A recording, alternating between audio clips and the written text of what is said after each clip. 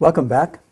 This is session 2 of Cracking the Creativity Code, part 1, Discovering Ideas. We're going to have an initial encounter with our zoom in, zoom out, zoom in method. We'll talk a bit about whether creativity is inherited by our genes, or learned, and about your deepest passion, and about how creativity and the creativity journey begins with the question, why and for whom, not with what can I invent? So let's take a quick encounter, a quick journey into the zoom in, zoom out method, our creativity method. And our book describes an interesting encounter told by my colleague Aryeh about how he takes the imagination elevator to the 989th floor. Of course, there is no such floor, but there certainly is indeed in our imagination.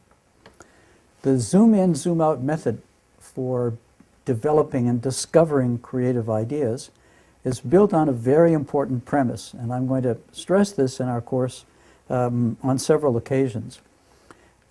We call this discovering ideas, not creating ideas. There's a reason. These words matter. We believe that for every dilemma, for every human need, there is indeed a solution.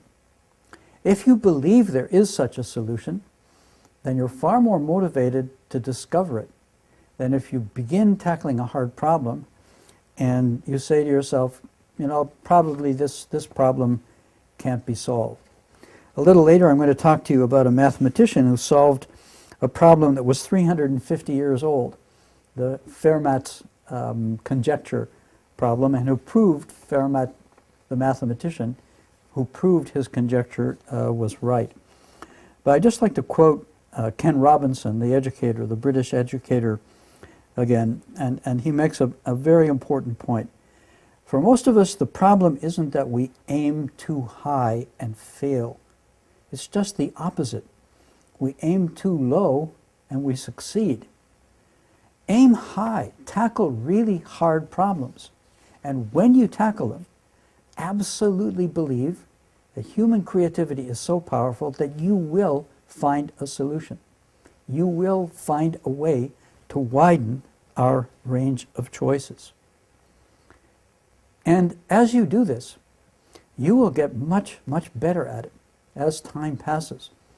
The more you work on widening the range of choice, the better you get at doing it. It's not fixed by your genes. We point out in our book that there's something called epigenetics. There may be genes that influence our creativity and our imagination, but they're just sitting there. These genes have to be turned on, and they're turned on by stimulation and by the environment and by what we do. This is called epigenetics. The genes times the environment that turns on the genes. So get your genes turned on if they're there by working on these hard problems. Use your imagination and turn on your creativity genes, and we certainly all have these genes. Sometimes we think that creativity is related to IQ. Somehow you have to be really, really smart to have these ideas, and my IQ is okay, but maybe not high enough to have really, really creative ideas. Evidence, research shows this is not true. It's not the case.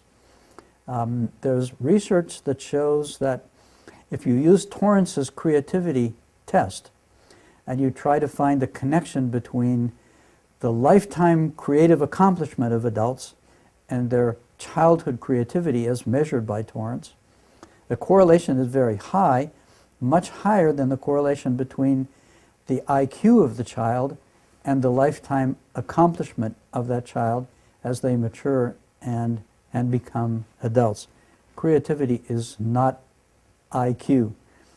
In fact, thinking about it, people with high IQs know a lot. They know a lot about things that are already known. But sometimes that makes them or hampers them in coming up with ideas of their own, precisely because they know so much about what is already known by other people. So is creativity made? Is it born? A book by David Schenk shows that the problem isn't our inadequate genetic assets. We all have enough innate creativity. It's just our inability to tap into what we already have and use it. Genetics, time's environment. And as William James has brilliantly said, we human beings, we human individuals, we live far within our limits. The key seems to be motivation, passion. So research by John Hayes shows that if you try to find some variable that correlates with creativity, what can help us distinguish between creative and non-creative people? A lot of these variables have to do with motivation. Simply whether we want to come up with new ideas or whether we're uncomfortable with doing that and are happy to do the same thing day after day. So creativity starts with passion and motivation. Creativity starts with why. So the first step in creativity for my students is, again, a deep look inside yourself, to ask yourself, what is my deepest passion? These are the so-called Da Vinci power questions from a wonderful book called How to Think Like Da Vinci, How to Create Like Da Vinci. And I'd like you to ask yourself these questions and think about them during the coming week. When are you most yourself? When are you really you? Nietzsche said, become who you are. What does that mean, become who you are? I am who I am. But the truth is, I'm really not. So become who you are. When are you most yourself? What are you doing when you are most yourself? And that's a hint about things that you enjoy doing and you're passionate about. What could you stop doing in your life that would improve the quality of your life? What degrades the quality of your life? What is your greatest talent? What are you best at? How can you get paid for doing what you really, really love doing? So many people do jobs to earn money so they can buy stuff that presumably makes them happy, but it doesn't really. And the result is, frankly, rather tragic and unhappy. Who are my most inspiring role models? Who do you really admire? Who would you like to be like?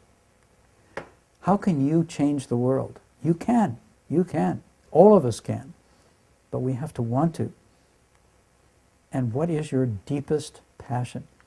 What do you really care about? Because if you really care about something, your motivation is high, and we know that motivation and creative ideas are highly correlated. And finally, and this sounds rather strange to ask people, many of you are very young, what will be your life's legacy? 40, 50, 60 years from now, when you look back, what have you done to change the world? And you need to think about that now, so that in 60 years, in fact, it will indeed have happened. Now, a tool I found very useful and made use of quite often is something called Start With Why. And you can find this in a YouTube TED video by Simon Sinek, who's a motivational speaker, has written a book on this, and he makes a very simple point, and I'd like to stress this point with you and urge you to think about it carefully as we end this second session. How do you begin searching for creative ideas? Where do you start? Well, what question do you start with? It's obvious, right? What thing, gadget, process, what service, what new thing can I invent that changes the world and creates value? Creativity starts with what? No, it doesn't. According to Sinek, and I agree, creativity starts with why. Why am I doing this? Why am I working on this? And who has the need and who needs it? And if you truly are passionate about the people that you seek to help, and you understand why you are doing this and why they need it, then that becomes a powerful motivating factor in your creativity. And after you have a powerful answer to the question, why and for whom, because many thousands of people in Africa die of malaria every year. Then you go on to the how. How can we tackle this problem? And then at the end, what will meet this pressing human need? The what is at the end of the process rather than at the beginning. The process of developing creative ideas, discovering creative ideas, begins with why and for whom. Please try to remember that as you work on your creative ideas, strengthen your creative muscles, and develop your creative passion. This ends session 2 of week 1, and we're going to go on to explore our creativity method in greater depth.